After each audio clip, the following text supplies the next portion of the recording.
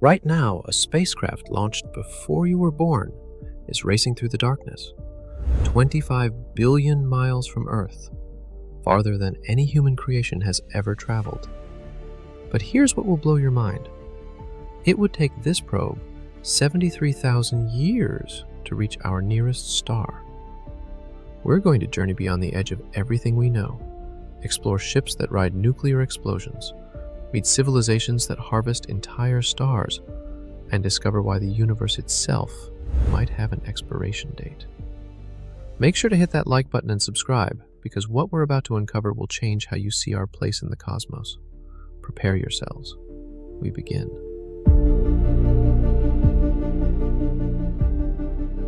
Picture yourself standing at the shore of an ocean that stretches beyond every horizon you can imagine. You think our solar system ends at Pluto, but you're wrong. Way beyond that distant ice ball, there's a region called the heliopause, where our sun's influence finally dies. This invisible border sits about 11 billion miles from home, so far that light from the sun takes 16 hours just to reach it. If you drove a car at highway speed without stopping, the trip would take you 12 million years. Think of our solar system like a giant soap bubble floating in space. The sun blows this bubble with something called solar wind, a stream of charged particles racing outward at over 1 million miles per hour. For billions of miles, this wind pushes against the emptiness, creating a protective shield around everything we know.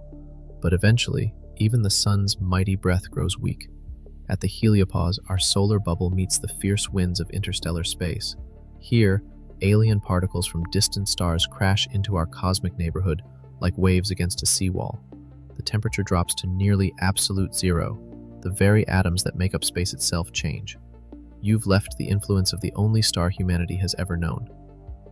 Voyager 1 crossed this boundary in 2012, becoming the first human-made object to enter true interstellar space. Its radio signals now take over 21 hours to reach Earth, longer than an entire day.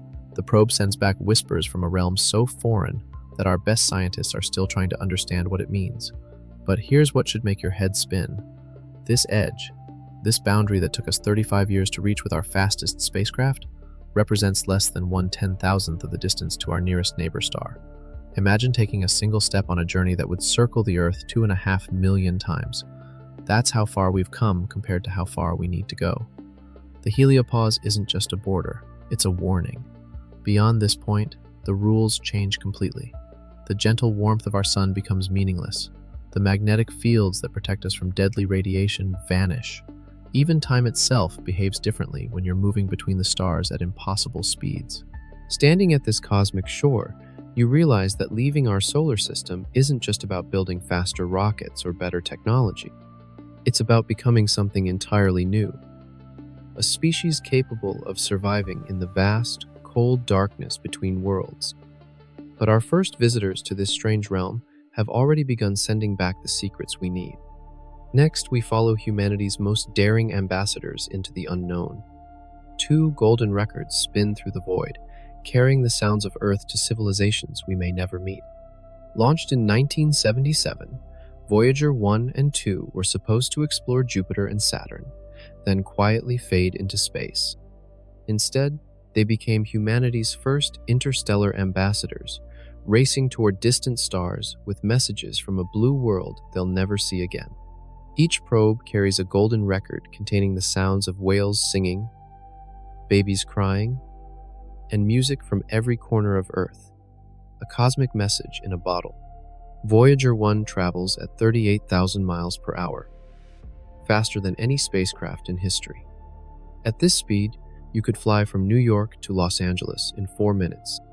Yet after 46 years of flying, it has barely begun its journey to the stars. The probe won't come within spitting distance of another star for 40,000 years. Think of these spacecraft like medieval ships, setting sail for unknown continents. Their captains knew they might never return, but they carried the hopes and dreams of everyone they left behind. Voyager's computers have less processing power than your phone, yet they continue to function in conditions that would destroy any earthly machine in seconds. The cold out there doesn't just freeze things. It changes the very atoms that make up the spacecraft. Metal becomes brittle as glass. Electronics that worked perfectly for decades begin to fail in ways engineers never predicted. The probes are slowly dying, their nuclear hearts growing weaker with each passing year. But these dying messengers have already revolutionized our understanding of what lies beyond.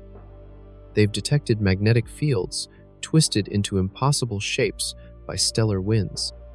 They've measured cosmic rays from galaxy-destroying explosions that happened before Earth even existed. Most shocking of all, they've discovered that interstellar space isn't empty. It's filled with a thin soup of hydrogen atoms and mysterious particles from the birth of the universe. Every day, Voyager's radio signals grow weaker. By 2025, the probes will fall silent forever, their nuclear power finally exhausted. They'll become ghost ships sailing through an ocean of stars, carrying our golden records to destinations we can only dream about. Scientists estimate that in about 300 million years, long after humans have either evolved into something unrecognizable or vanished entirely, one of these records might be found by an alien civilization. They'll hear our music, our languages, our laughter. They'll learn that once, on a small blue planet, there lived a species crazy enough to throw bottles into the cosmic ocean. But Voyager taught us something even more important than what's out there. It showed us that we can build machines tough enough to survive the journey between stars. The real question isn't whether we can reach other solar systems, it's whether we can survive long enough to get there. And that brings us to the most terrifying discovery of all. Between here and our nearest neighbor lies a darkness, so complete it makes the deepest ocean trench look bright as day. Space isn't just empty, it's aggressively, violently empty in ways that human minds struggle to grasp. If you scaled down our solar system until Earth was the size of a marble, the nearest star would sit 1,400 miles away. That's like placing a marble in New York and expecting to hit another marble in Denver with a perfect throw. But the emptiness goes deeper than distance. In the best vacuum chambers on Earth, scientists can remove almost all the air, leaving about 10 million particles per cubic inch. In interstellar space, there's less than 1 atom per cubic inch. You could fit the entire mass between stars into a volume smaller than a grain of sand. Think of it like this. Imagine trying to swim across an ocean where the water is so thin you can't even feel it, so cold it would freeze your blood in seconds, and so filled with invisible radiation that it would cook your DNA from the inside out. That's what spacecraft face in the void between stars. This emptiness plays tricks with physics itself. Without air to carry sound, the universe becomes permanently silent. Without matter to conduct heat, temperatures hover just above absolute zero, negative 450 degrees Fahrenheit. At these temperatures, even helium becomes solid, metal shatters like glass. Electronics die for reasons scientists are still trying to understand. The radiation out there makes Chernobyl look like a health spa. Cosmic rays, particles accelerated by dying stars and black holes, slam into anything in their path at nearly the speed of light. A single cosmic ray carries more energy than a baseball thrown at 60 miles per hour, concentrated into a space smaller than an atom. These invisible bullets would shred human DNA, causing cancer, brain damage, and death within months.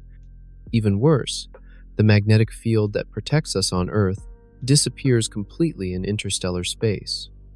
Solar wind from distant stars creates electromagnetic storms that could fry any electronics we send out there. Imagine trying to use your phone during a lightning storm that lasts for centuries. But perhaps the most unsettling discovery is that this emptiness isn't uniform. Space between stars contains clouds of hydrogen gas, cosmic dust, and mysterious dark matter that we can detect but not understand. These clouds can stretch for hundreds of light years, creating invisible walls that could damage or destroy anything moving through them at high speed. Flying through interstellar space at the speeds we'd need to reach other stars would be like driving through a sandstorm at 200 million miles per hour. Every speck of dust becomes a bullet. Every gas cloud becomes a wall of destruction. Yet somehow, in this hostile void, we've detected something that changes everything about how we think about space travel. Our next destination makes this emptiness look crowded. 4.25 light-years away burns a star so dim you need a telescope just to see it, yet it holds the key to humanity's survival. Proxima Centauri is our nearest stellar neighbor, a red dwarf star, barely 1/8 the size of our Sun. If our Sun is a roaring bonfire, Proxima is a dying candle flickering in the cosmic wind. This tiny star produces so little light that its potentially habitable planet receives only 1% of the energy Earth gets. But here's what makes your spine tingle. That planet, Proxima b, sits in the Goldilocks zone, where liquid water can exist. It's just 4.25 light-years away, practically next door in cosmic terms. At the speed of our fastest spacecraft, the journey would take only 73,000 years. For an immortal species, that's practically a weekend trip. Think of Proxima Centauri like a lighthouse on a distant shore. You can see its beacon.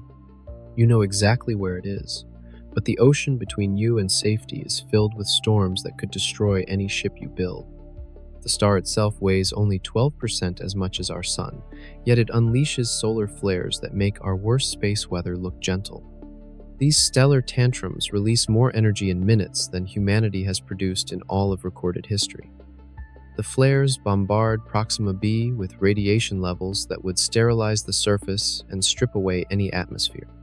If life exists there, it would need to hide deep underground or develop shielding that makes our best technology look like paper armor. Red dwarf stars like Proxima live for trillions of years, hundreds of times longer than our Sun will survive. While our solar system dies in 5 billion years, Proxima Centauri will still be burning when the universe itself grows cold and dark. It's the ultimate long-term destination for a species planning to outlive the death of stars. But the journey to reach it represents the greatest challenge humans have ever faced. Moving at 10% the speed of light, faster than anything we've ever built, would still take 43 years. An entire human lifetime spent crossing the void between worlds. Babies born on the ship would grow old and die without ever seeing their destination. The energy required to reach such speeds defies imagination. You'd need to convert matter directly into energy using Einstein's famous equation. The fuel alone would weigh more than entire mountains. Even if we solved the energy problem, the cosmic radiation during decades of flight would be lethal to any human crew. Yet scientists have already detected dozens of potentially habitable planets around red dwarf stars within 50 light-years of Earth. These ancient suns offer humanity something our own star cannot: time. Billions of years to evolve, explore, and spread across the galaxy before the last stars burn out. Proxima Centauri isn't just our nearest neighbor. It's our cosmic life insurance policy. But reaching it requires us to break the most fundamental speed limit in the universe. And that's where Einstein's rules turn everything upside down. Nothing with mass can ever reach the speed of light, and that one fact might doom humanity to die on a single world. Einstein discovered that as you approach light speed, something impossible happens. Your mass increases toward infinity. To push even a single atom to light speed would require all the energy in the universe. It's not just difficult, it's mathematically impossible, written into the very fabric of reality like a cosmic speed limit enforced by the laws of physics themselves. Light travels at 671 million miles per hour. At this speed, you could circle Earth 7.5 times in 1 second. You could reach the Moon in 1 1/3 seconds. You could cross our entire solar system in 11 hours. Yet even at this incredible velocity, reaching Proxima Centauri would take 4.25 years. Think of the speed of light like the ultimate highway speed limit. Except the penalty for trying to break it isn't a ticket. It's the complete destruction of physics as we know it. As spacecraft approach light speed, time itself begins to slow down relative to the rest of the universe. At 99% light speed, 1 year on your ship equals 7 years on Earth. This creates what scientists call the time dilation paradox. A crew traveling to Proxima Centauri at near light speed might experience only a few months of flight time, while everyone they left behind ages decades. They'd return to find their friends and family dead, their civilization transformed beyond recognition. They'd become time travelers trapped in a future they never chose. But the energy requirements make even this scenario impossible with current technology. To accelerate a spacecraft weighing as much as the space shuttle to just 10% of light speed would require the energy output of the entire United States for over 100 years. Getting to 90% light speed would demand more energy than our sun produces in a century. Even if we solve the energy problem, relativistic effects turn space dust into cosmic bullets. At near-light speeds, a grain of sand hits with the force of a nuclear weapon. The thin gas between stars becomes a wall of radiation that would vaporize any known material. The universe itself becomes hostile to high-speed travel. Yet Einstein's equations also revealed something extraordinary. While nothing can travel faster than light through space, space itself can expand faster than light. The universe has been doing exactly this since the Big Bang. During cosmic inflation, regions of space separated faster than light could travel between them. This loophole in Einstein's laws opens a door to something that sounds like pure science fiction. We might not need to travel faster than light if we can convince space itself to move us. Instead of pushing through the cosmic speed limit, we could ride the expansion of space-time itself. But harnessing this power requires technology so advanced it might as well be magic. Our first attempt to beat Einstein uses the most violent force in the universe. Imagine riding a surfboard on a wave of nuclear explosions, each blast powerful enough to level a city. Project Orion, conceived in the 1950s, proposed the most audacious spacecraft design in human history. A ship propelled by detonating atomic bombs behind a massive steel plate. Every few seconds, another nuclear weapon would explode, pushing the craft forward with forces that would crush ordinary materials to powder. The physics actually work. Nuclear explosions release more energy per pound than any other known reaction. A single atomic bomb contains enough energy to power New York City for 2 weeks. Chain together thousands of these explosions, and you could accelerate a massive spacecraft to 5% of light speed, fast enough to reach Proxima Centauri in less than 100 years. Think of it like the ultimate motorcycle. Except instead of burning gasoline, you're detonating hydrogen bombs every 3 seconds and riding the shockwave. The spacecraft would need shock absorbers the size of buildings and a pusher plate made from materials that could survive repeated nuclear blasts. Engineers calculated that such a ship could weigh thousands of tons, yet still achieve speeds no chemical rocket could dream of. The original Orion design called for a crew compartment protected by layers of lead shielding. Astronauts would experience brief moments of crushing acceleration followed by periods of weightlessness as the ship coasted between explosions. It would feel like riding inside a giant hammer being struck by the fist of an angry god, but the radiation exposure would be lethal. Each nuclear pulse would flood the spacecraft with gamma rays, neutrons, and radioactive particles. Even with heavy shielding, crew members would absorb doses of radiation that cause cancer, sterility, and death. The ship itself would become so radioactive that approaching it without protection would be suicide. Modern versions of pulse propulsion use fusion instead of fission, creating cleaner explosions with less radioactive fallout. Fusion bombs fuse hydrogen atoms together, releasing energy directly from Einstein's equation while producing mostly harmless helium as waste. These thermonuclear pulses could push spacecraft to 10% of light speed while reducing radiation exposure to survivable levels. The engineering challenges remain staggering. The pusher plate would need to withstand temperatures of millions of degrees and pressures greater than the center of Earth. The shock absorbers would compress and expand like cosmic springs, each one larger than a skyscraper. The fuel storage alone would require a magazine capable of safely holding thousands of nuclear weapons. Yet computer simulations show that nuclear pulse propulsion could work with technology we understand today. Unlike exotic physics or theoretical particles, this concept requires only engineering solutions to known problems. We could build an Orion-style spacecraft within 50 years if we committed the resources. The real obstacle isn't technical, it's political. Building a spacecraft powered by nuclear weapons would require international cooperation on a scale never before achieved. The ship would essentially be a flying nuclear arsenal capable of destroying entire planets. But if we're serious about reaching the stars, we might need to ride the Tiger. Next, we explore a gentler approach that harnesses the universe's own energy. Across the vacuum of space flows an invisible river of pure energy, and we're finally learning how to sail it. Light itself has momentum. Every photon that hits a surface transfers a tiny push, like cosmic raindrops striking a window. This force is incredibly weak. The pressure of sunlight on Earth equals the weight of a paperclip spread across an area the size of a football field. But in the frictionless void of space, even this gentle touch can accelerate spacecraft to incredible speeds. Solar sails work like sailboats in reverse.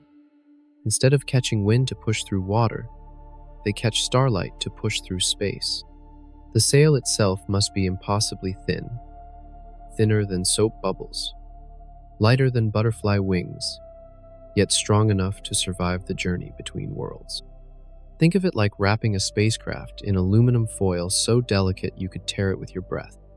Japan's Ikeros probe proved that solar sailing works in practice. Launched in 2010, this experimental craft unfurled a sail the size of a basketball court and successfully navigated through space using only photon pressure. The sail was just 7.5 thousandths of an inch thick, so thin that 14,000 sheets stacked together would equal the thickness of a human hair. But here's where solar sails become truly exciting. They never run out of fuel. Chemical rockets burn through their propellant in minutes, then coast. Nuclear rockets require massive amounts of radioactive material. Solar sails accelerate continuously as long as starlight hits them, building up speed over months and years until they're moving faster than any rocket ever built. The breakthrough Starshot project plans to use this principle to reach Proxima Centauri within 20 years. Instead of sailing on sunlight alone, they want to push tiny spacecraft with the most powerful lasers ever constructed. A ground-based laser array generating 100 billion watts would focus its beam on sails the size of postage stamps, accelerating them to 20% of light speed in just 2 minutes. These star chips would weigh less than a paperclip, yet carry cameras, computers, and communication equipment. Racing across interstellar space at 134 million miles per hour, they could photograph the planets around Proxima Centauri and beam the images back to Earth. The journey that would take Voyager 73,000 years could be completed in just 20. But scaling up solar sails for human crews creates problems that push the boundaries of engineering. A sail large enough to carry people would need to be hundreds of miles across, larger than most countries. Keeping such a gossamer structure intact while accelerating at high speeds would be like trying to preserve a spider web in a hurricane. The sails would also need to survive bombardment by cosmic dust, radiation, and the intense laser light pushing them forward. At the temperatures generated by such powerful beams, most materials would vaporize instantly. Engineers are experimenting with metamaterials, artificially structured substances with properties that don't exist in nature. Solar sails offer humanity something no other propulsion system can: the ability to ride the fundamental forces of the universe itself. We're not fighting against physics, we're learning to dance with it. But what if we could do more than catch starlight? What if we could eat the universe itself as fuel? Picture a spacecraft that feeds like a cosmic whale, scooping up hydrogen atoms from the void and converting them into the hottest fire in the universe. The Bussard ramjet, proposed by physicist Robert Bussard in 1960, represents one of the most elegant solutions to interstellar travel ever conceived. Instead of carrying fuel, the spacecraft would collect hydrogen atoms from space itself, using a magnetic field stretching thousands of miles across. These atoms would then be compressed and fused together, releasing energy to power the ship forward. Space isn't truly empty. Even in the vast darkness between stars, there's roughly 1 hydrogen atom per cubic inch. That seems like almost nothing. But at high speeds, these atoms add up quickly. A ramjet traveling at 10% of light speed would sweep up billions of atoms every second, providing a continuous supply of fusion fuel. Think of it like a cosmic jet engine that breathes space instead of air. Jet engines work by compressing air, mixing it with fuel, and igniting the mixture to create thrust. A fusion ramjet would compress hydrogen from space, fuse it into helium, and use the released energy to accelerate even faster. The faster it goes, the more fuel it collects, creating a feedback loop that could theoretically reach significant fractions of light speed. The magnetic field required would be enormous, larger than Earth itself. This invisible net would need to be strong enough to capture individual atoms while moving at relativistic speeds, yet precise enough to funnel them into the fusion reactor without losing efficiency. Engineers compare it to trying to catch raindrops with a net while riding a motorcycle at 200 miles per hour. The fusion reactor itself would operate at temperatures of 100 million degrees, 6 times hotter than the core of the Sun. At these temperatures, hydrogen nuclei overcome their natural repulsion and fuse together, converting a small amount of mass directly into energy according to Einstein's equation. The reaction produces no radioactive waste, only helium and pure energy. But the ramjet faces a cruel paradox. It needs to be moving very fast before it can collect enough fuel to work efficiently. Getting up to that initial speed requires conventional rockets or other propulsion systems. It's like needing to push-start a car that can only run at highway speeds. Computer simulations reveal another problem. As the ramjet approaches higher speeds, the hydrogen atoms it collects begin to act like radiation rather than fuel. At 20% of light speed, the fuel becomes so energetic that it actually slows the spacecraft down instead of speeding it up. The ramjet hits a wall built from the very atoms it's trying to consume. Recent designs attempt to solve this by using the magnetic field not just to collect fuel, but to compress space itself around the spacecraft. This creates a region of higher hydrogen density while reducing the relativistic effects that turn fuel into radiation. The ship would essentially surf through space inside its own magnetic bubble. If we could build a working fusion ramjet, it would represent the ultimate expression of living off the land in space. The spacecraft would become a self-sustaining ecosystem, feeding on the universe itself while carrying human consciousness to distant stars. But even this elegant solution pales compared to an idea that rewrites the rules of space travel entirely. What if we never moved at all, but convinced the universe to bring our destination to us? Mexican physicist Miguel Alcubierre discovered something extraordinary in Einstein's equations. While nothing can travel faster than light through space, there's no limit on how fast space itself can move. His solution sounds like magic. Compress space in front of your spacecraft while expanding it behind you, creating a wave that carries you faster than light without actually accelerating. Think of it like standing on a moving walkway at the airport. You're not walking any faster than normal, but the walkway itself carries you forward at high speed. An Alcubierre drive would create a similar effect with space-time itself, forming a bubble where the ship never actually exceeds light speed relative to local space. Inside this warp bubble, you'd experience no acceleration forces, no time dilation, and no deadly radiation from high-speed travel. The journey to Proxima Centauri could take days instead of decades. You could travel to the far side of the galaxy and return home to find that only years had passed on Earth instead of millennia. The mathematics work perfectly. Einstein's field equations allow for regions of space that contract and expand at any speed, even faster than light. During the universe's first moments, cosmic inflation stretched space faster than light could travel across it. The Alcubierre drive would simply recreate this process on a smaller scale. But the energy requirements make nuclear weapons look like birthday candles. To warp space around a spacecraft the size of the Starship Enterprise would require negative energy equivalent to the mass energy of Jupiter. That's more energy than our Sun will produce in its entire 10 billion year lifetime, focused into a field smaller than a solar system. The drive also requires exotic matter with negative energy density, a substance that may not exist in our universe. This theoretical material would need to have less energy than completely empty space, creating a kind of anti-gravity effect that repels normal matter. We've never detected such material naturally, and creating it artificially might violate fundamental laws of physics. Even if we solve the energy problem, an Alcubierre drive could destroy everything at its destination. The space compression effect would accumulate high-energy particles and radiation during the journey. When the drive shuts off, this concentrated death would blast forward at near light speed, sterilizing entire star systems. Recent research suggests that microscopic warp bubbles might be detectable in our current particle accelerators. Scientists are looking for tiny distortions in space-time that could prove the Alcubierre effect exists in nature. If found, these discoveries could lead to entirely new physics and propulsion technologies.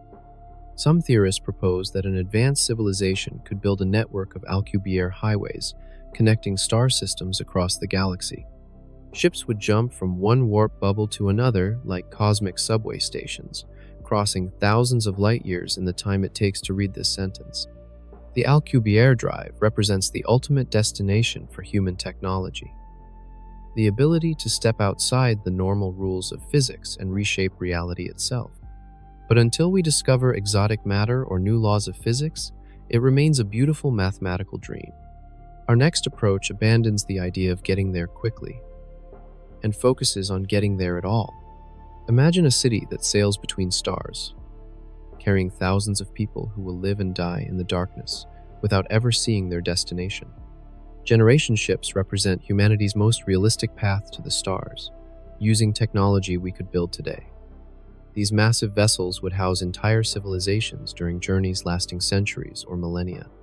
The original passengers would have children, grandchildren, and great-grandchildren who grow up knowing they'll spend their entire lives aboard a ship traveling to a world they'll never reach. Think of it like the Mayflower, except the voyage takes 1,000 years, and the passengers' descendants won't remember why they're traveling. The ship would need to be completely self-sufficient, recycling air, water, and waste with perfect efficiency. Every atom would be precious, every system designed to last longer than entire human civilizations. The scale staggers the imagination. A generation ship carrying 100,000 people would need to be dozens of miles long and several miles wide. It would require nuclear reactors, farms, factories, schools, hospitals, and everything else needed to sustain human civilization. The ship would essentially be a hollow asteroid, converted into a traveling world. The psychological challenges might be even harder than the engineering ones. How do you motivate people to maintain a mission their great-great-grandchildren will complete? What happens when generations born in space decide they don't want to continue the journey? History shows that isolated populations often develop their own cultures, languages, and beliefs that diverge dramatically from their origins. Computer models suggest that a minimum viable population for a generation ship would be around 10,000 people to maintain genetic diversity and prevent inbreeding. But social scientists argue that the cultural diversity required for a stable society might demand populations of 50,000 or more. These flying cities would carry more people than most towns on Earth. The ship's social structure would need to last longer than any government in human history. The Roman Empire lasted 1,000 years. The Egyptian dynasties persisted for 3,000.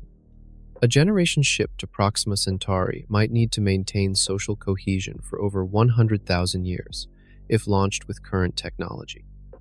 Some designs propose using rotating sections to create artificial gravity through centrifugal force. The outer rings would spin fast enough to simulate Earth's gravity, while the central hub remains in zero gravity for manufacturing and agriculture. Living on such a ship would be like inhabiting a giant spinning wheel, flying through the cosmic void. The ship would need to carry libraries containing all of human knowledge, genetic samples from Earth's biosphere, and manufacturing equipment capable of building anything the passengers might need. It would be humanity's backup drive flying through space, our insurance policy against extinction. But what if the journey itself could be shortened? What if we could sleep through most of it? Our next solution turns humans into living ice sculptures for the trip between worlds. Imagine closing your eyes on Earth and opening them orbiting an alien sun, while your body remains perfectly preserved in a sleep deeper than death. Cryogenic preservation, or cryosleep, offers a tantalizing solution to the time problem of interstellar travel. Instead of living through centuries of flight time, passengers would be frozen at temperatures close to absolute zero, their biological processes slowed to nearly nothing. They would age only days during journeys lasting decades, awakening young and healthy at their destination. The science isn't complete fiction. We can already freeze simple organisms like tardigrades and revive them years later with no apparent damage. Some mammals can survive hours in a frozen state before being successfully resuscitated. Human organs for transplant are routinely preserved in cold storage, maintaining viability for hours or days. Think of cryosleep like hibernation taken to its absolute extreme. Bears slow their metabolism during winter, surviving months without food or water.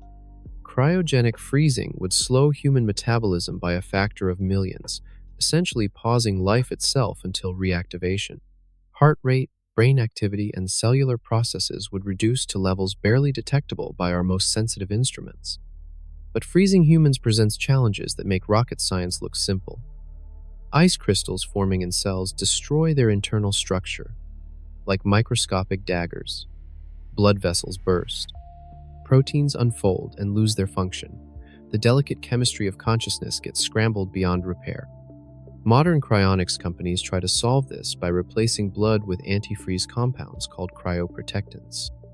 These chemicals prevent ice formation while allowing tissue to be cooled to temperatures where all biological activity stops. The process is called vitrification, turning the body into a biological glass that preserves cellular structure without the damage caused by freezing. Even if we perfect the preservation process, revival presents equally daunting problems. Warming the body must happen at precisely the right rate to prevent cellular damage. Organ systems need to restart in the correct sequence. The brain, with its trillions of delicate neural connections, must emerge from its frozen state with memories and personality intact. Some researchers propose using nanotechnology to repair cellular damage during the revival process. Microscopic robots could patrol the body, fixing ice damage and restoring normal cellular function before reactivation. These medical nanobots would essentially rebuild the passenger from the cellular level up. Alternative approaches focus on partial preservation. Instead of freezing the entire body, advanced medical systems could slow metabolism using drugs and cooling while keeping essential organs functional. Passengers would enter a state of suspended animation lasting months or years rather than centuries. The psychological impact of cryosleep might be the greatest challenge of all. Passengers would experience the journey as an instant transition, falling asleep on Earth and awakening around an alien star. Everyone they ever knew would be dead. Their civilization would have evolved beyond recognition. They would be time travelers stranded in a future that feels more alien than the world they've traveled to reach. Yet cryogenic sleep remains one of our most promising near-term solutions for interstellar travel. Unlike exotic physics or theoretical technologies, it requires only advances in medicine and engineering. We could potentially develop working cryosleep systems within the next century.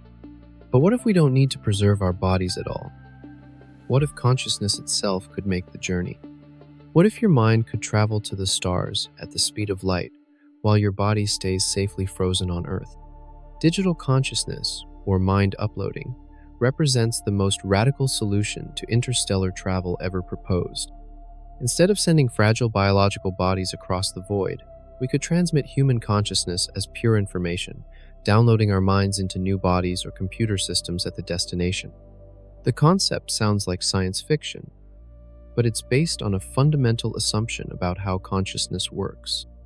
If the mind is simply information processing in the brain, the patterns of electrical activity flowing through neural networks, then theoretically, those patterns could be copied, stored, and recreated elsewhere. Think of your brain like a biological computer running the program of your consciousness. Scientists estimate that the human brain contains roughly 86 billion neurons, each connected to thousands of others through synapses. The total information storage capacity equals about 2.5 petabytes, the same as 3 million hours of high-definition video. Scanning a brain at the molecular level would require technology far beyond anything we possess today. We'd need to map every neuron, every synapse, every chemical connection that creates the pattern of your thoughts and memories. Current brain imaging technology can barely see individual neurons, let alone copy them with perfect fidelity. But suppose we solve the scanning problem. Your consciousness could be transmitted to Proxima Centauri as a radio signal, traveling at light speed to arrive in just 4.25 years. A receiver system would download your mind into a new biological body grown from stored genetic material, or into an artificial body designed to survive alien environments. The uploaded consciousness would wake up remembering everything about their life on Earth, but in a completely new body on a distant world. They would be you in every way that matters. Same memories, same personality, same thoughts and feelings. Yet the original body back on Earth might still be alive, creating a philosophical puzzle that challenges our understanding of identity itself. Multiple copies of the same consciousness could be transmitted to different star systems, creating a kind of distributed humanity spread across the galaxy. Each copy would diverge based on their unique experiences, eventually becoming distinct individuals who share the same origin point. The technology requirements remain staggering. Processing a complete human brain scan would require computers millions of times more powerful than anything that exists today. The data transmission alone would take years using our best radio systems. Creating new biological bodies from genetic templates would require mastery of biological engineering we're only beginning to understand. Some philosophers argue that digital consciousness wouldn't be consciousness at all, but merely a copy that thinks it's the original person. Others believe that if the information pattern is identical, the distinction between original and copy becomes meaningless. The digital mind would be just as real, just as valid, as the biological brain it came from. This approach could solve multiple problems simultaneously. Digital minds don't need air, water, or food during the journey. They can survive radiation, cosmic impacts, and the harsh environment of space. They could even explore dangerous planets or asteroid fields without risking permanent death. Perhaps most importantly, digital consciousness offers a path to true immortality among the stars.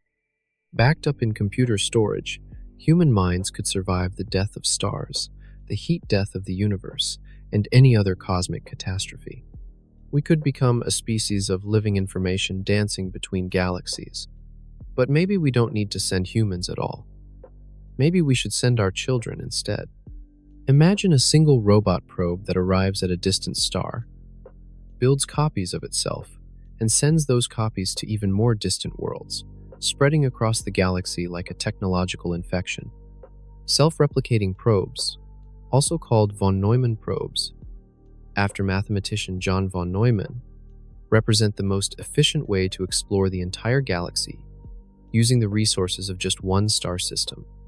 A single probe arriving at its destination would harvest materials from asteroids and planets to build multiple copies of itself, each equipped to travel to new star systems. The mathematics are staggering. Starting with one probe, the population doubles with each generation. After just 40 generations, assuming each probe builds 2 copies before moving on, you'd have over 1 trillion probes exploring 1 trillion different star systems. The entire galaxy could be mapped and colonized within a few million years. Think of it like a cosmic pyramid scheme. Except instead of selling products, each probe spreads knowledge and builds infrastructure for future human expansion. The probes would serve as our advanced scouts, identifying habitable worlds, detecting signs of life, and preparing resources for eventual human arrival.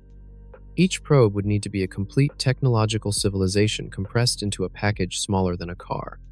It would require solar panels or nuclear reactors for power, computer systems for navigation and decision-making, mining equipment to extract raw materials, and factories capable of building incredibly complex machinery from basic elements. The most challenging requirement would be the probe's artificial intelligence. It would need to make independent decisions about which star systems to visit, how to extract resources efficiently, and how to adapt its design based on local conditions. This AI would need to be smart enough to solve engineering problems we haven't thought of yet, but not so smart that it decides humans are irrelevant to its mission. Modern 3D printing technology offers a glimpse of how such probes might work. Current printers can create objects from metal powders, plastics, and even biological materials.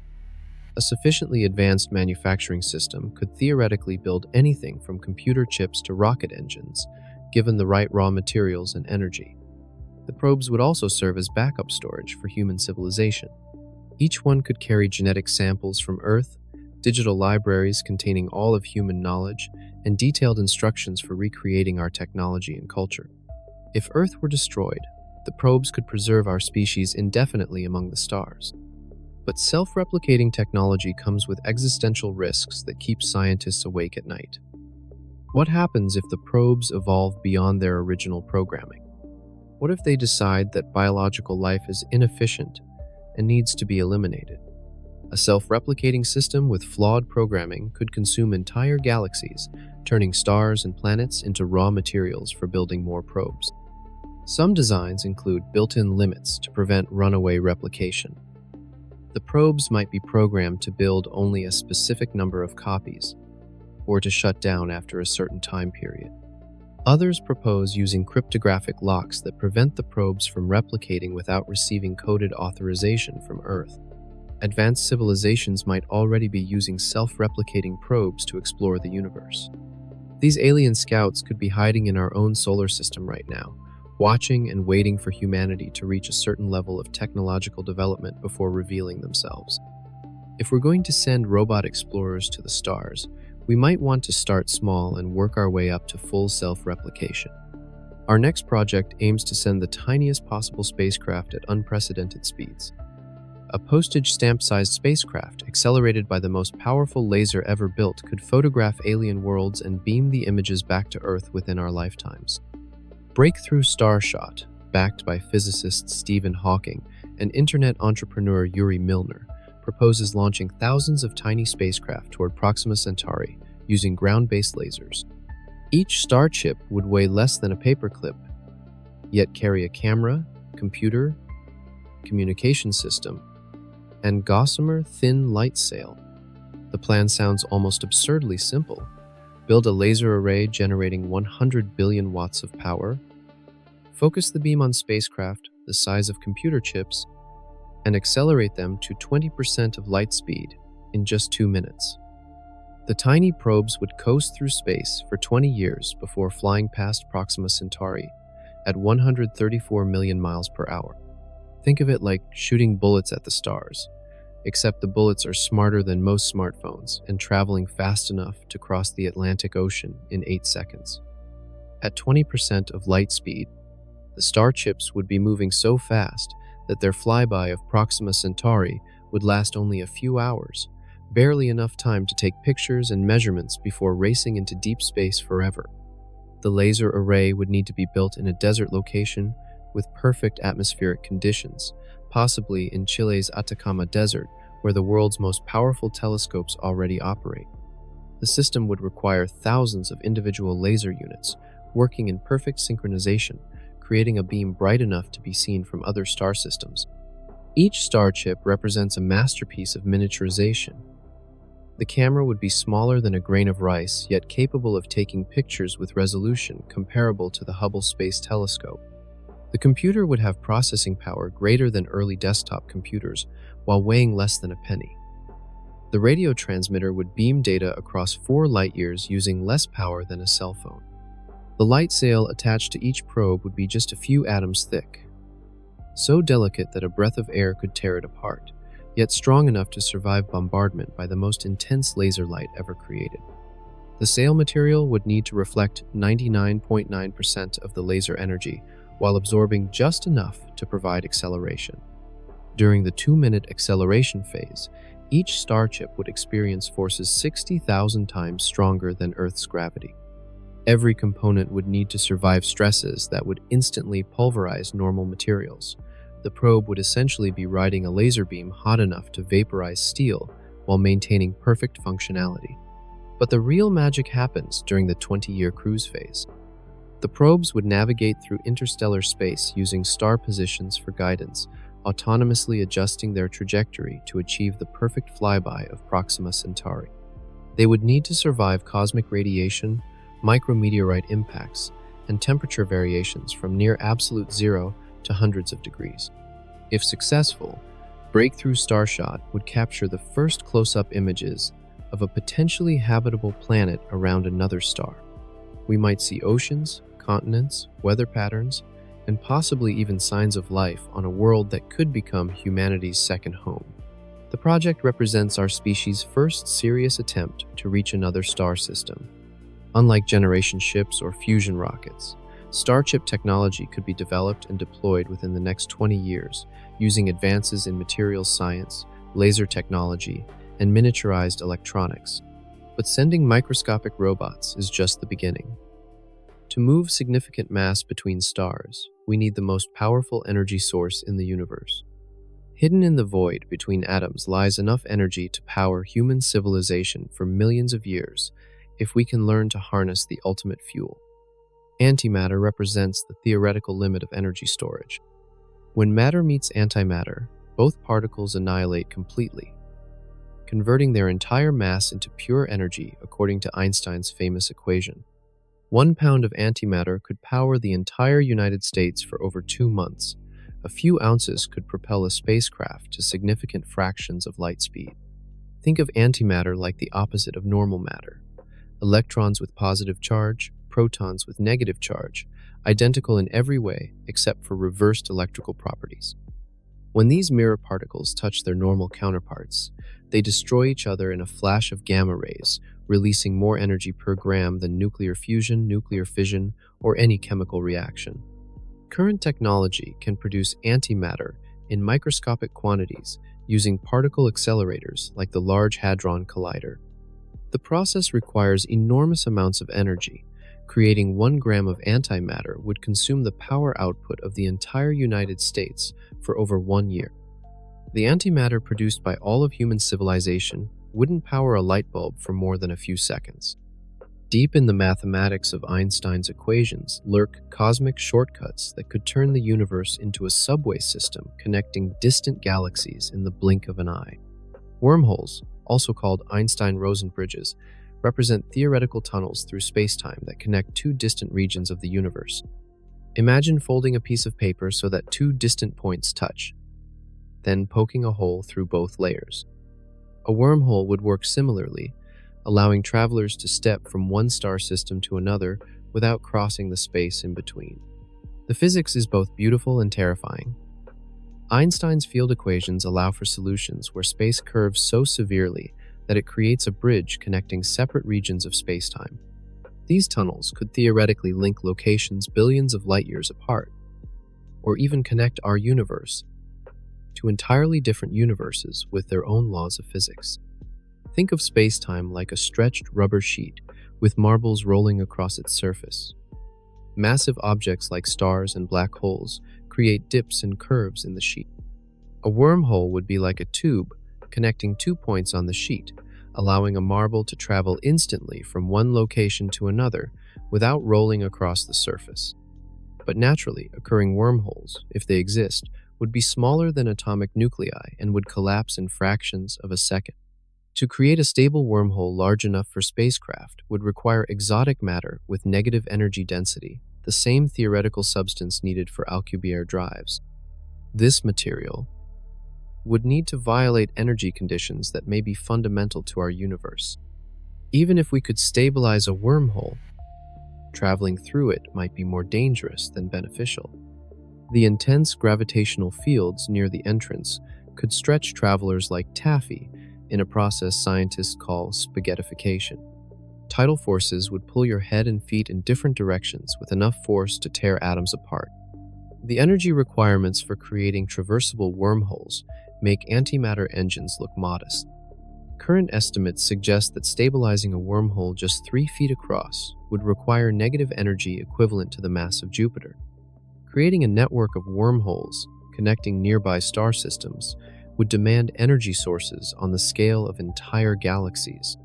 Some theories propose that microscopic wormholes constantly pop in and out of existence at the quantum level, creating a foam-like structure in spacetime itself. Advanced civilizations might learn to capture and enlarge these quantum wormholes, turning them into macroscopic transportation networks. Time travel adds another layer of complexity to wormhole physics. A sufficiently advanced civilization could potentially create closed time-like curves, paths through space-time that loop back to earlier moments. This could allow communication with the past or travel backward through time, creating paradoxes that might threaten the fabric of causality itself. Alternatively, wormholes might be one-way passages that allow matter and energy to flow in only one direction. These could serve as cosmic disposal systems, channeling waste matter and energy from one universe to another. Advanced civilizations might use such structures to manage stellar-scale engineering projects. Recent research suggests that quantum entanglement, the mysterious connection between paired particles, might be related to wormhole physics. If confirmed, this discovery could lead to new approaches for creating artificial wormholes using quantum mechanical effects rather than exotic matter. The search for natural wormholes continues using gravitational wave detectors and space-based telescopes.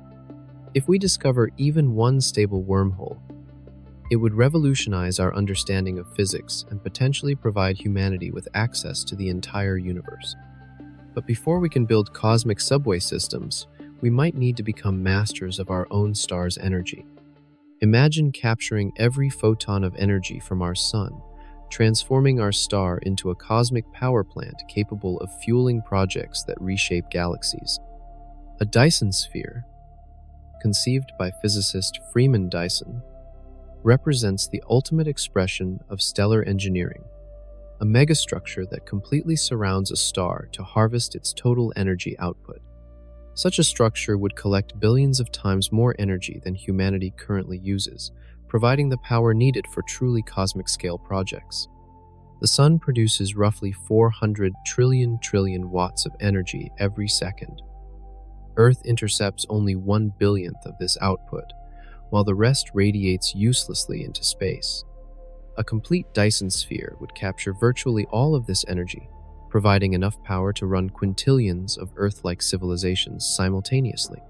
Think of it like building a shell around the Sun at roughly Earth's orbital distance, creating an artificial world with the surface area of hundreds of millions of Earths. The inner surface could be covered with solar collectors, habitats for trillions of humans, or massive computer systems running digital civilizations. But constructing such a megastructure would require dismantling entire planets to provide raw materials. Mercury, the innermost planet, contains roughly enough material to build a Dyson sphere 1 meter thick. The construction project would take thousands of years and require self-replicating robots working continuously at speeds that make our fastest manufacturing look glacial. A solid Dyson sphere would be gravitationally unstable and mechanically impossible to build. The structure would need to be stronger than any known material while somehow maintaining its position around the Sun. Instead, engineers propose Dyson swarms, millions of independent solar collectors orbiting the star in complex patterns that maximize energy collection. Each collector in the swarm could be the size of a continent, positioned at carefully calculated distances to avoid collisions while maintaining optimal energy gathering efficiency. The swarm would appear from outside as a dimming star surrounded by excess infrared radiation as the collectors convert starlight into useful energy. Advanced Dyson spheres might include rotating habitable sections with artificial gravity, massive computer systems for running uploaded consciousnesses, and industrial facilities for building even larger megastructures. The sphere could support populations in the quadrillions, while simultaneously powering interstellar exploration and colonization efforts.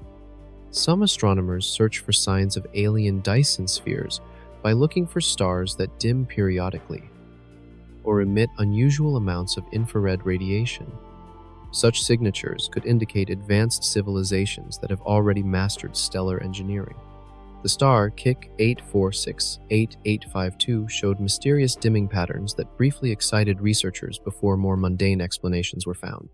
Building a Dyson sphere would mark humanity's transition from a planetary species to a stellar civilization. We would no longer depend on the limited resources of individual worlds, but could tap directly into the fundamental energy source that powers all life in our solar system.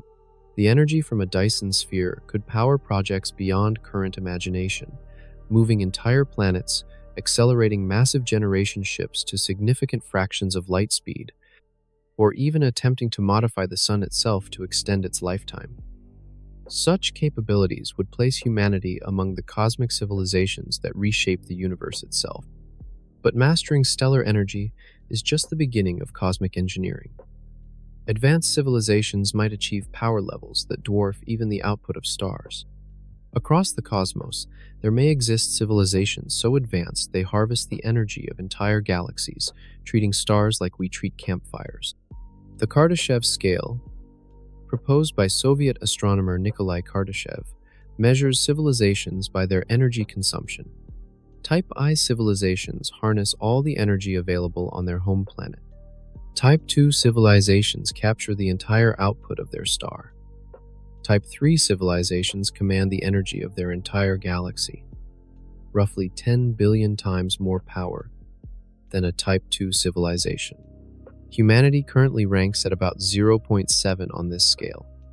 We use only a tiny fraction of Earth's available energy sources and have barely begun to tap solar power directly. Our entire civilization runs on less energy than our planet receives from the sun in just 1 hour. Think of the scale like comparing a candle flame to a bonfire to a forest fire that covers entire continents. Each level represents an increase in power by factors of billions or trillions. A Type III civilization would have access to energy levels so vast that they could rearrange matter on galactic scales. Type II civilizations would likely build Dyson spheres or similar megastructures around their stars. They might move planets to optimal positions, extend stellar lifetimes through stellar engineering, or even construct artificial stars from accumulated gas and dust. Their projects would be visible from other galaxies as unusual modifications to stellar systems. Type III civilizations would treat entire star systems like building materials. They might construct galactic-scale computers using the positions and movements of billions of stars as processing elements. They could potentially redirect the paths of stellar streams, modify the rotation of galaxies, or even prevent galactic collisions through gravitational engineering. Such advanced civilizations might explain some of the mysterious phenomena we observe in deep space. Dark matter could be the signature of Type III engineering projects. Gamma-ray bursts might be the exhaust from massive stellar engines. The Great Attractor, a gravitational anomaly pulling galaxies toward it, could be evidence of cosmic-scale construction.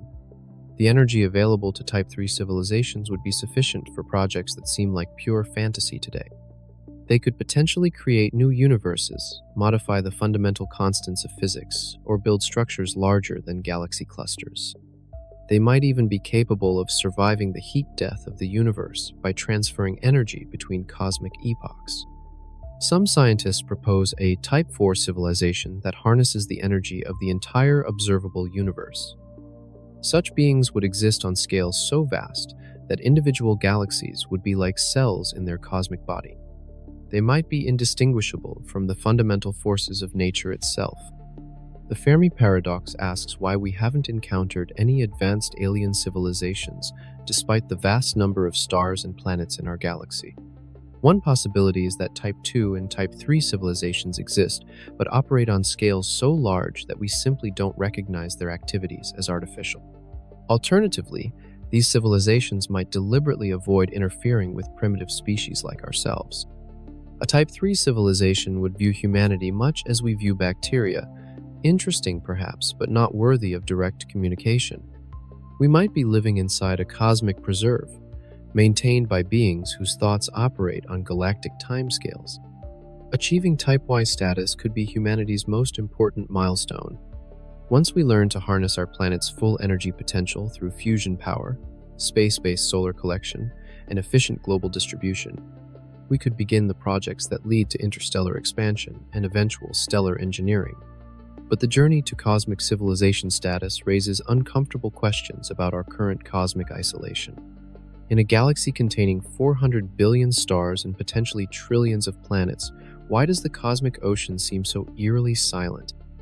The Fermi paradox, named after physicist Enrico Fermi, highlights the contradiction between the high probability of alien life and the complete absence of any evidence for advanced civilizations.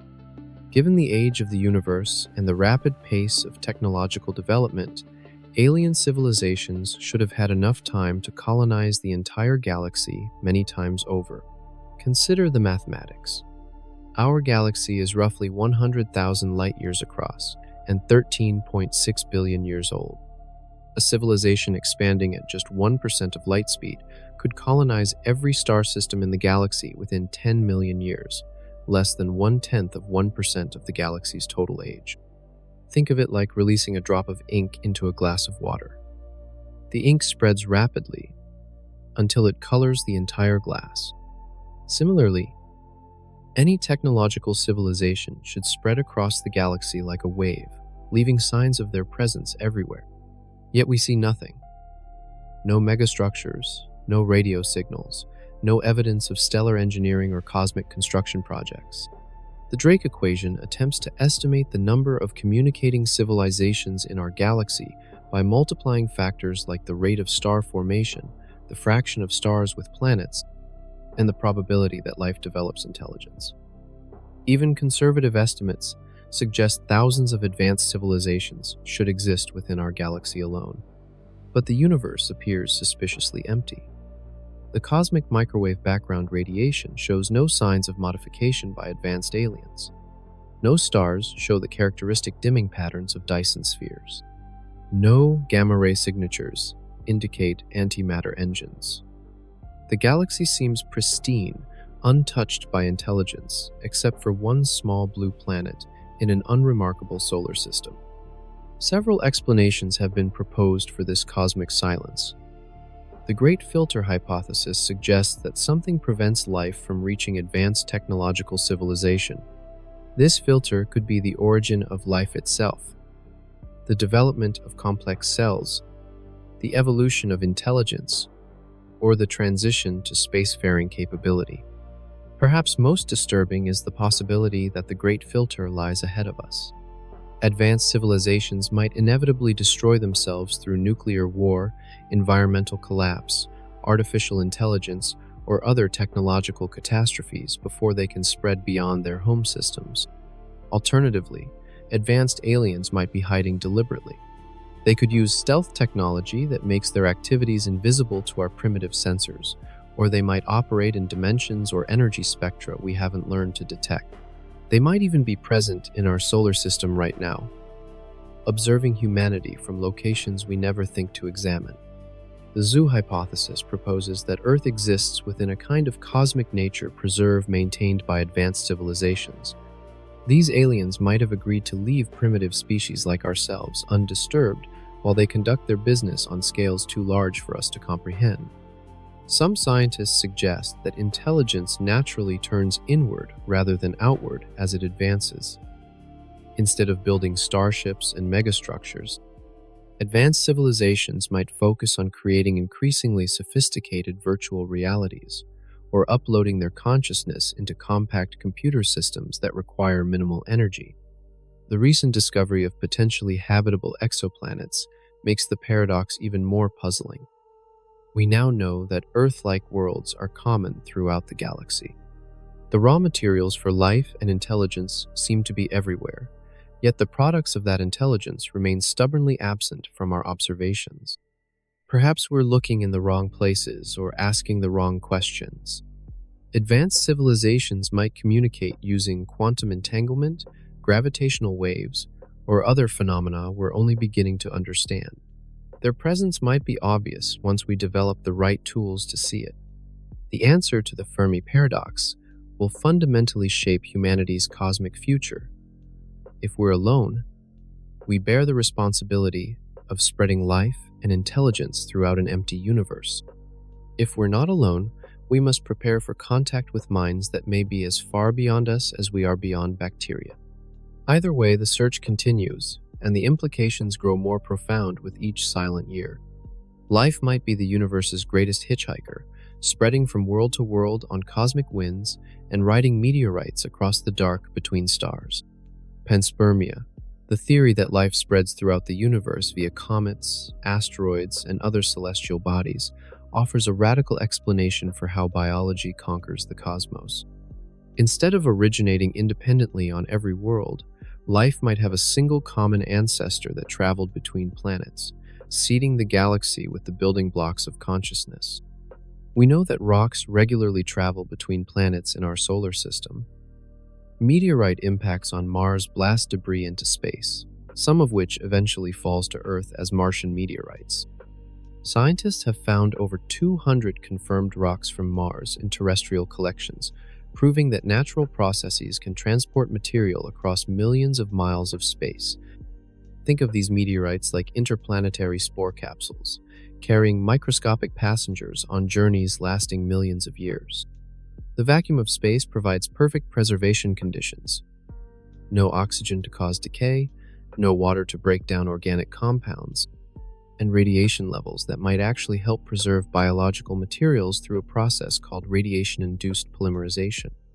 Some bacteria and other microorganisms show remarkable resistance to the harsh conditions of space.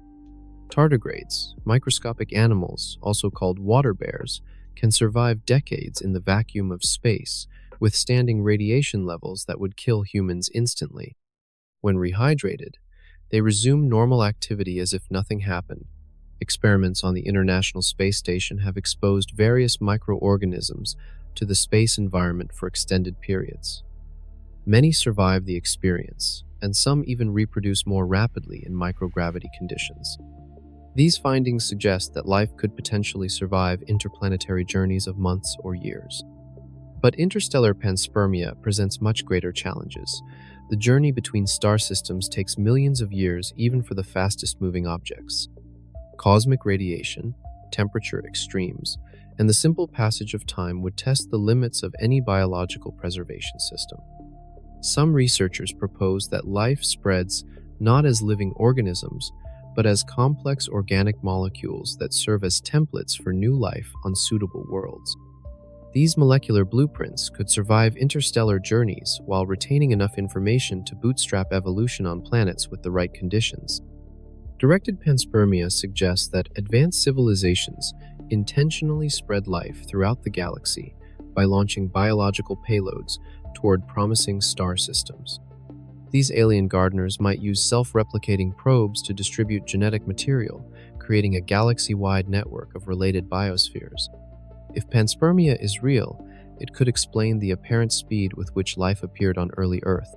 Rather than requiring billions of years to evolve from scratch, terrestrial life might have started with a head start provided by genetic material from older civilizations. The theory also offers hope for finding life elsewhere in our solar system.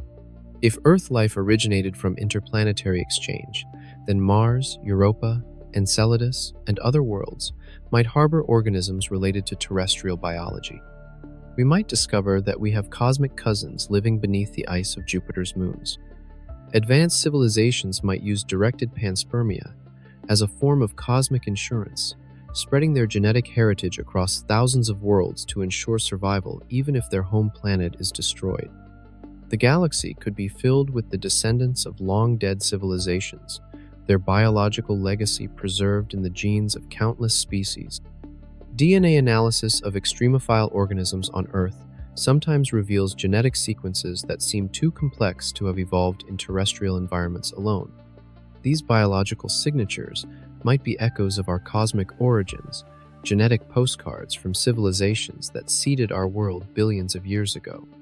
If humanity ever develops the technology to seed other worlds with life, we would be continuing a process that might be as old as the galaxy itself. We could become cosmic gardeners, spreading the genetic wealth of Earth to sterile worlds throughout the local neighborhood. But successful galactic gardening requires finding the right neighborhoods to plant in. Not all neighborhoods in our galaxy are safe for life, and choosing the wrong address could mean the difference between thriving and dying in a cosmic wasteland. Just as planets have habitable zones around their stars where liquid water can exist, galaxies have habitable zones where complex life can develop and survive. Too close to the galactic center, and deadly radiation from black holes and supernovae sterilizes entire regions. Too far toward the outer edges, and there aren't enough heavy elements to build planets capable of supporting life. Our solar system sits in what astronomers call the Galactic Goldilocks zone, roughly 26,000 light-years from the center of the Milky Way. This seemingly unremarkable location provides the perfect balance of safety and resources needed for billions of years of stable evolution. Think of the galaxy like a cosmic city with distinct neighborhoods. The downtown core around the central black hole is densely packed with ancient stars, frequent supernovae, and radiation levels that would cook any planet. The outer suburbs lack the heavy elements needed to build rocky worlds. But the middle suburbs, where we live, offer the perfect combination of safety and amenities. The galactic center contains a supermassive black hole weighing 4 million times more than our Sun. This monster occasionally feeds on nearby stars and gas clouds, producing jets of high-energy particles that stream outward for thousands of light-years. Any civilization unlucky enough to be caught in these cosmic searchlights would be sterilized by radiation doses millions of times higher than lethal levels. Star formation in the galactic core creates stellar nurseries where massive stars live fast and die young in spectacular supernova explosions. These stellar death throes release gamma rays and cosmic particles that would strip away planetary atmospheres and destroy the complex chemistry needed for life. But the outer regions of the galaxy present their own challenges. Stars in the galactic halo formed when the universe was young and contained almost no elements heavier than hydrogen and helium. These metal-poor stars cannot form rocky planets or support the complex chemistry that carbon-based life requires. Earth sits in a cosmic sweet spot where star formation has been active long enough to produce heavy elements through stellar nucleosynthesis, but not so active that frequent supernovae make the neighborhood uninhabitable. Our region has experienced relatively few galaxy-scale catastrophes over the past 4 billion years. The galactic habitable zone changes over time as star formation rates shift and the heavy element content of different regions evolves. Areas that are uninhabitable today might become prime real estate in a billion years, while currently safe regions might become cosmic dead zones. Recent research suggests that spiral arms might play a crucial role in galactic habitability. These structures trigger waves of star formation that could disrupt planetary systems through gravitational perturbations, but they also concentrate the heavy elements needed for rocky planet formation. Our solar system appears to have a fortunate orbital pattern that keeps it between spiral arms most of the time, avoiding the worst effects of these stellar traffic jams while still benefiting from their element-enriching effects. Advanced civilizations might deliberately choose star systems in optimal galactic locations for their long-term expansion efforts. They could wait for spiral arms to pass before establishing colonies, or use stellar engineering to move their entire solar systems to safer neighborhoods. As we plan humanity's expansion beyond Earth, understanding galactic habitability zones will be crucial for selecting target destinations. We want to invest our limited resources in star systems that offer billions of years of stable conditions for human civilization to flourish. But even in the safest galactic neighborhoods, some stars offer better long-term prospects than others. While our sun will burn out in 5 billion years, there are stars so frugal with their fuel that they'll keep shining for trillions of years, longer than the current universe has existed. Red dwarf stars, the smallest and coolest stars in the galaxy, represent humanity's best bet for true long-term survival. These cosmic miser stars burn hydrogen so slowly and efficiently that they'll continue generating energy long after larger stars, like our Sun, have exhausted their fuel and died. Stars like Proxima Centauri, our nearest neighbor, weigh only about 12% as much as the Sun, but will live roughly 1,000 times longer.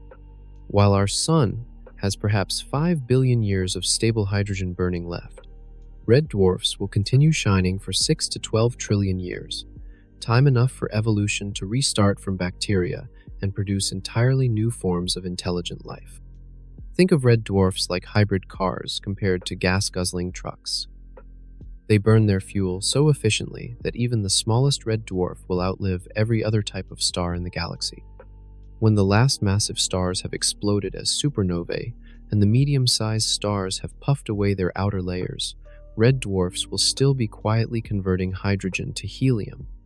The galaxy contains roughly 75% red dwarf stars, making them by far the most common stellar type. Within 50 light-years of Earth, there are over 100 red dwarfs, many of which likely host planetary systems. These dim stars offer humanity hundreds of potential destinations for interstellar colonization. But living around a red dwarf requires adaptations that would fundamentally change human civilization.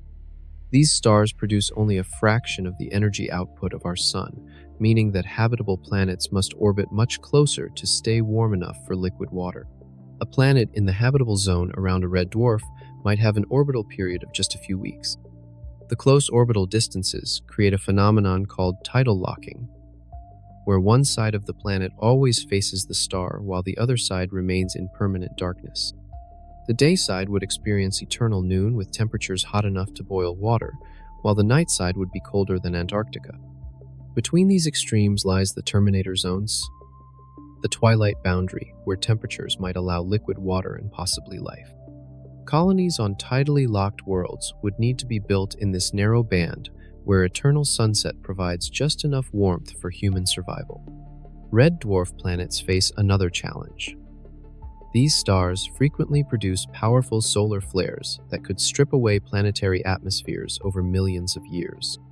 However, planets with strong magnetic fields or thick atmospheres might be able to resist this erosion and maintain habitable conditions. The dim red light from these stars would require fundamental changes to any Earth-based agriculture. Plants would need to adapt to near-infrared wavelengths, creating alien forests that appear black to human eyes but efficiently harvest the available starlight. Despite these challenges, red dwarf systems offer unprecedented stability. Once a red dwarf reaches its main sequence phase, it can burn steadily for trillions of years without significant changes in brightness or energy output. Civilizations established around these stars could literally outlive the universe as we know it. Future human colonies around red dwarfs might develop into something unrecognizable to modern humans. With trillions of years to evolve and adapt, these distant descendants could become the ultimate survivors, the final conscious beings in a universe growing cold and dark. By the time red dwarfs begin to dim and die, the descendants of Earth might have learned to harness energy sources beyond stellar fusion, ensuring the survival of consciousness long after the last natural star burns out. But not all worlds orbit stars. Some planets wander the cosmic darkness alone, carrying their own mysterious possibilities. Drifting through the darkness between stars are worlds without suns, ejected from their birth systems to wander the galaxy as cosmic orphans carrying hidden oceans beneath frozen shells. Rogue planets, also called free-floating planets, exist in interstellar space without orbiting any star. These wandering worlds were either ejected from their original solar systems during chaotic early formation periods or formed independently in the dark clouds between stars. Astronomers estimate that our galaxy contains billions or even trillions of rogue planets, potentially outnumbering star-bound worlds by factors of hundreds or thousands. These invisible wanderers drift through space at speeds of dozens of miles per second, following the gravitational currents of the galaxy on journeys lasting billions of years. Think of rogue planets like cosmic icebergs floating in an ocean of darkness. Without a star's warmth, their surfaces freeze to temperatures approaching absolute zero. Any atmosphere they once possessed would condense and fall as snow, creating landscapes of frozen nitrogen, oxygen, and carbon dioxide under skies black as the void. But beneath these frozen surfaces, some rogue planets might harbor conditions suitable for life. Planets with thick atmospheres or substantial radioactive decay in their cores could maintain liquid oceans beneath miles of ice. These hidden seas might remain warm for billions of years, powered by geothermal energy instead of starlight. Jupiter-sized rogue planets could generate enough internal heat through gravitational compression to keep vast oceans liquid for longer than the current age of the universe. These wandering water worlds might support complex ecosystems based on chemosynthesis rather than photosynthesis, similar to the life forms around Earth's deep-sea hydrothermal vents. Some rogue planets might have been ejected from their home systems along with captured moons. A large rogue planet with multiple moons could maintain a complex gravitational system in interstellar space, with tidal heating keeping the moons geologically active and potentially habitable for billions of years. The detection of rogue planets presents enormous challenges since they emit almost no light and can only be found through their gravitational effects. Astronomers use a technique called gravitational microlensing, where a rogue planet's gravity briefly magnifies the light from a background star as it passes between the star and Earth. Recent surveys suggest that rogue planets might be surprisingly common. Some estimates indicate that for every star in the galaxy, there might be 2 or more free-floating planets wandering the interstellar medium. This would mean trillions of hidden worlds drifting unseen through the cosmic dark. Advanced civilizations might deliberately eject planets from their home systems as a form of cosmic colonization. By giving worlds the right gravitational kick, they could send inhabited planets on interstellar journeys lasting millions of years, spreading life throughout the galaxy on a timescale much longer than spacecraft travel. Rogue planets could serve as stepping stones for interstellar exploration. Instead of making the full journey to another star system in one leap, spacecraft could hopscotch between rogue planets, using them as refueling stations and waypoints on much longer journeys. Some rogue planets might retain thick atmospheres heated by radioactive decay, creating greenhouse effects that keep their surfaces warm despite the absence of stellar heating. These worlds could potentially support surface life powered by geothermal energy rather than sunlight. The discovery of inhabited rogue planets would revolutionize our understanding of where life can exist. Instead of being limited to narrow habitable zones around stars, life could potentially thrive throughout the galaxy in the dark spaces between solar systems. For humanity's distant future, rogue planets represent both opportunities and challenges. They could provide resources and habitable environments for interstellar travelers, but they also remind us that most of the galaxy's real estate exists in the cold darkness, far from any star's warming light. As we contemplate spreading beyond our solar system, we must prepare for a universe where most habitable worlds drift in eternal night, powered by the heat of their own formation and the slow decay of radioactive elements deep within their cores. But even the longest-lived stars and most stable rogue planets cannot escape the ultimate fate awaiting all energy in the universe. 13.8 billion years from now, when the last star flickers out and the final black hole evaporates, the universe will reach a state of maximum entropy where no more work can be done and time itself becomes meaningless. The heat death of the universe represents the ultimate deadline for all conscious beings. According to the laws of thermodynamics, energy constantly flows from hot to cold, and this process cannot be reversed without adding more energy from somewhere else. Eventually, the universe will reach thermal equilibrium, where no energy gradients exist to power stars, planets, or life. This cosmic endgame unfolds over timescales that dwarf human comprehension.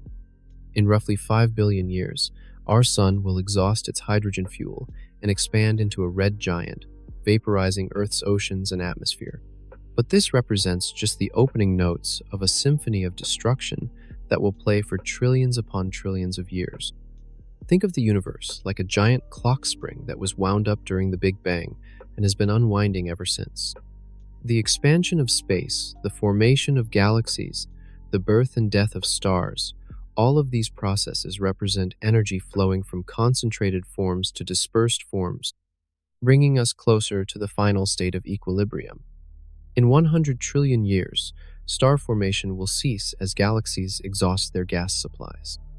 The universe will enter what astronomers call the degenerate era, populated only by white dwarfs, neutron stars, and black holes slowly cooling in the expanding darkness.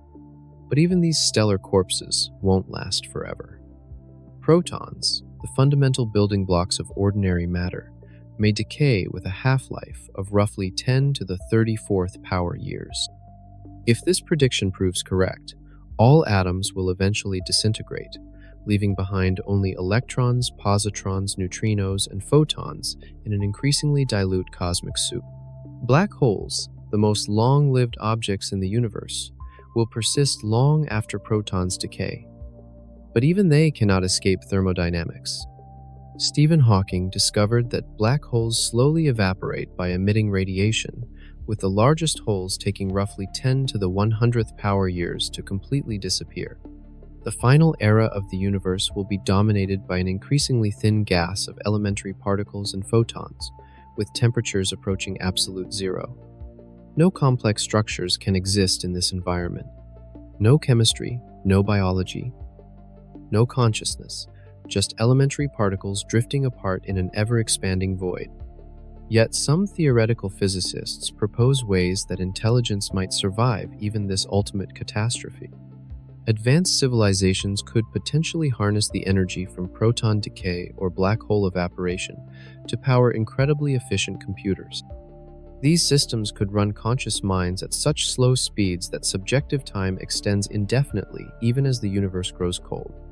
Alternative scenarios include vacuum decay, where the fundamental properties of space itself change catastrophically, or the Big Rip, where dark energy acceleration eventually tears apart molecules, atoms, and even elementary particles. Both possibilities would end consciousness more quickly than heat death, but are considered less likely based on current observations. Some cosmologists speculate about cyclic universe models where the current expansion phase eventually reverses, leading to a big crunch that could restart the cosmic cycle. In such models, intelligence might find ways to encode information that survives the transition from one universe to the next. The heat death scenario assumes that the laws of physics, as we understand them, remain constant throughout cosmic time.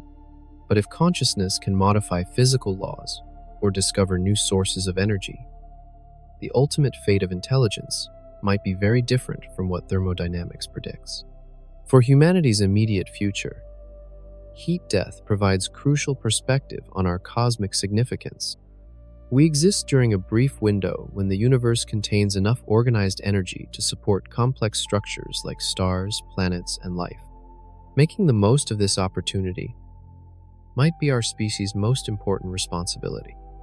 But the transition from planetary to cosmic civilization could be just the beginning of an even greater transformation. The choice facing humanity is simple, yet profound.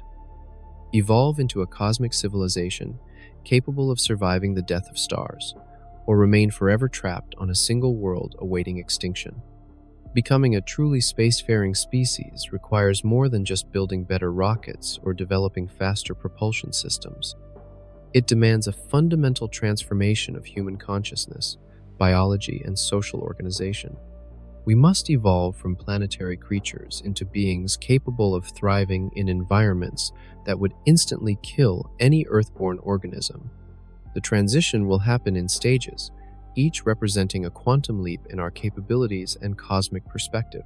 First comes mastery of our own solar system, establishing self-sustaining colonies on Mars, mining asteroids for resources, and building rotating habitats in space. This phase could begin within the next century, if we maintain our current rate of technological progress. Think of this first phase like learning to walk before we can run. We need to prove that humans can live and reproduce in space environments, develop closed-loop life support systems that work for decades, and create technologies for manufacturing everything we need using space-based resources.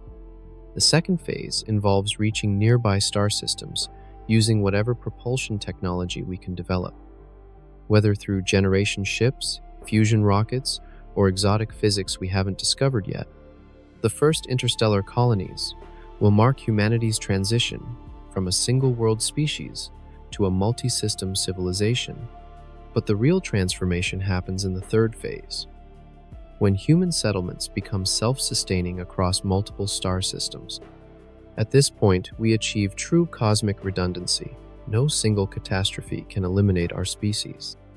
We become immune to asteroid impacts, supervolcano eruptions, gamma-ray bursts, and even the death of our home star. This distributed civilization would need to develop new forms of government, economics, and communication adapted to the vast distances between worlds. A message sent from Earth to Proxima Centauri takes 4.25 years to arrive. Building consensus across interstellar distances requires patience and planning on scales no human society has ever achieved. Advanced spacefaring civilizations might barely resemble modern humans. Genetic engineering could adapt our bodies to different gravity levels, radiation environments, and atmospheric compositions. Cybernetic enhancements might allow direct interface with spacecraft systems.